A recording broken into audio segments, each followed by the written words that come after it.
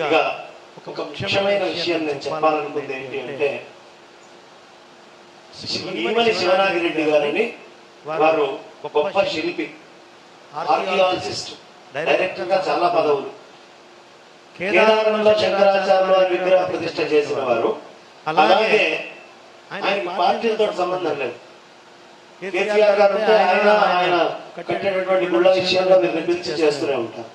రేవంత్ రెడ్డి గారు వచ్చాక సమ్మక్క సారక్క గాని అలా ఏదైనా, రేవంత్ రెడ్డి గారు మన సంవిధానం వారు విధుశేఖర భారతి స్వామి వారు నల్లకుంట శంకర మఠం వచ్చినప్పుడు అత్యంత భక్తితో వైదికమైనటువంటి వస్త్రాలను ధరించి వారి దగ్గరికి వెళ్ళి కూర్చొని భక్తితో స్వామి వారి దగ్గర, అయ్యా మాకు మా ప్రదేశంలో హైదరాబాద్ చాలా దగ్గరలో ఒక పురాతనమైన వీరభద్ర ఆలయం ఉంది, ఒక్కసారి దాన్ని మొత్తం నేను మరల్చి చాలా అద్భుతమైన మహాక్షేత్రంగా ఎప్పుడో 1200-800 శతాబ్దానికి సంబంధించినటువంటి అద్భుతమైన క్షేత్రాన్ని దాన్ని మార్చాలి చక్కటి ప్రాకారాలతో. నిజంగా ఆశ్చర్యం వేస్తుంది రేవంత్ రెడ్డి గారు అలా అడగడం.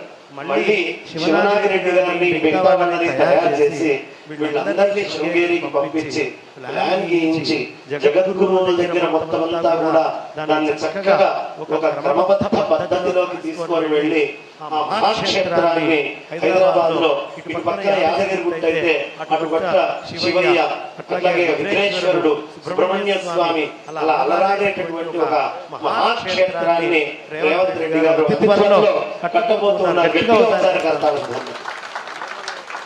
ధర్మాన్ని పరిరక్షించడంలో ఏ ఒక్క పని చేసినా వాళ్ళని అత్యంత ఉన్నత స్థాయిలో కూర్చోబెట్టడానికి ఎప్పుడు మనం సిద్ధంగా ఉండాలి. పార్టీతో సంబంధం లేదు.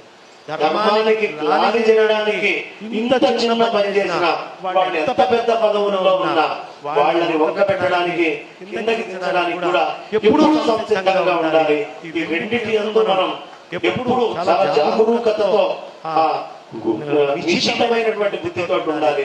నిజంగా ఆ క్షేత్రము దాని గురించి నేను రేవంత్ రెడ్డి గారిని ప్రత్యేకంగా అభినందించాలి అని అనుకుంటున్నాను. ఎందుకంటే మనం ఒక శివాలయం కట్టబోతున్నాం నాయకంపల్లిలో, ఎక్కడా లేని ప్రపంచంలో. అది కట్టబోతున్నటువంటి సమయంలోనే శివనాగిరెడ్డి గారి జగద్గురువుల దగ్గరికి వెళ్ళి తీసుకొచ్చారు. ఇది చూస్తే నాకు అసలు ఆ ప్లాన్ కానీ ఎంత విశాలంగా ఒక కొండ మీదకి చాలా బాగుంటుంది ఆ క్షేత్రము, స్థలము అన్ని కూడా నేను తొందరలో చెప్తాను. గట్టిగా ఒకసారి రేవంత్ రెడ్డి గారికి ఆనందాన్ని తెలియపరుస్తున్నాను చెప్తూ